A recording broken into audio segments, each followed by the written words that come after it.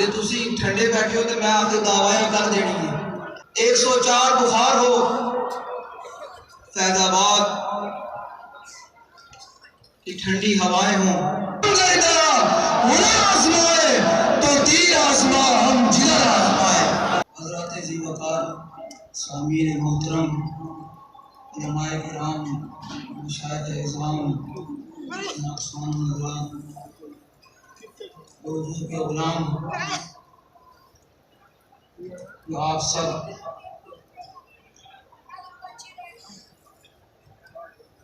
امیر المجاہدین نور اللہ مرقدہ ورضی اللہ عنہ اس سے مبارک کی بابرکت تقریبات کے آخری نشست میں حاضر ہیں۔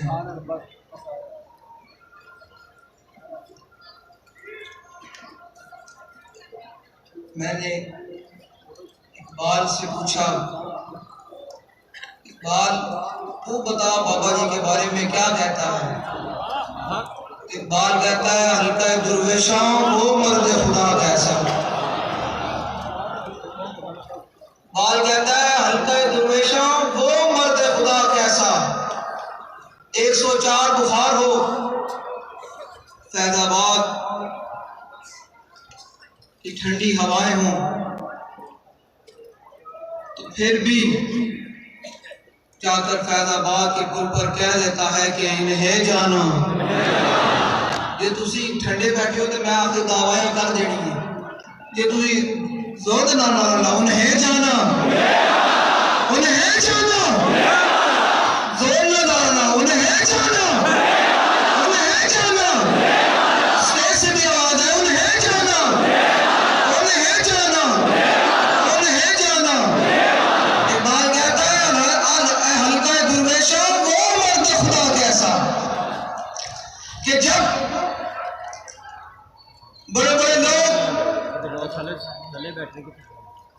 جن کو اپنے مریدوں پر ناز ہے کہ میرے اتنے لاکھ مرید ہیں، کن کو اپنے مدرسوں پر ناز ہے، کن کو کیا، کسی کو کیا ناز ہے، کسی کو اپنے پیسے پر ناز ہے، جب وہ سب لوگ اسلام پر مشکل وقت آیا تو دم دبا کر اندر بیٹھ گئے، حالات کو مقابلہ نہ کر سکے، تو اس وقت ایک ہی مرد قلندر نے باہر نکل کر کہا کہ ستم گر درا انہیں آزمائے تو تیر آسماں ہم جدر آزمائے۔ اقبال کہتا ہے حلقہ درویشاں وہ مرد خدا کیسا، کہ جب آپ کو دوسری بلڈنگ سے گھسیٹ کر گاڑی میں ڈالا گیا، آپ نے فرمایا پولیس والوں کو کہ جن کے لیے تم کر رہے ہو وہ تمہیں نہیں دیکھ رہے، اور جن کے لیے میں گھسیٹا جا رہا ہوں وہ مجھے دیکھ رہے ہیں۔